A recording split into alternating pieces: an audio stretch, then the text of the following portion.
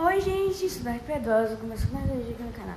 Gente, estou aqui no prédio, no segundo vídeo aqui no prédio, né?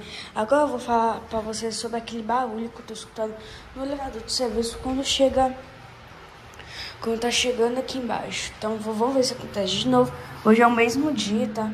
Pessoal, eu posto um vídeo a parte 2 desse barulho que tá acontecendo quando tá no 3, né? Ó, já tá descendo. Parece o barulho dessa porta batendo aqui, ó. Parece esse barulho aqui, ó. Quando aparece mais ou menos que tá aqui, ó, bem no 3. Eu não sei se é alguma coisa normal. Até ele dá um tranco, sabe? Pode ser algum, sei lá, alguma corrente. Não faço nem ideia.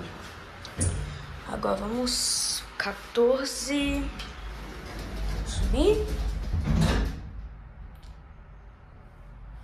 Aí também tá fazendo outro barulho na porta, se você escutar. Quando ele acabou de fechar, ele fez um barulho de estalo muito grande. Não é normal, tá?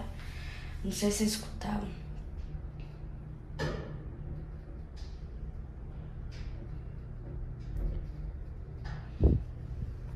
Quando tipo ele tá descendo o barulho, aí quando mais ou menos tá no 3, passando 3, fazendo um barulho, depois é tipo aquela porta batendo que eu mostrei pra vocês agora. No começo do vídeo, tá ligado?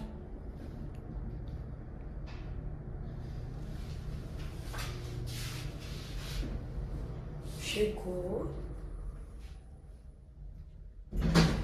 14, tá vendo?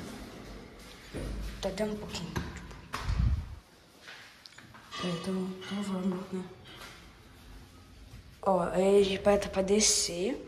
E quando mais ou menos tá passando o 3, faz esse baú de uma pau batendo. Quando tiver quase no baú, eu vou até tipo. Aqui, eu vou até tipo cair em silêncio, tá ligado?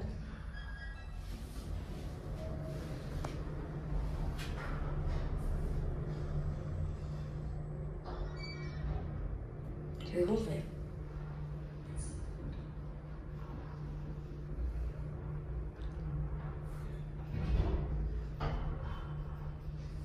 Vocês vão ver.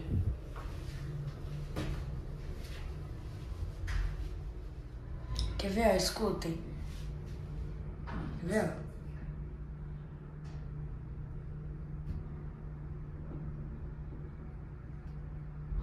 Ó, escutou?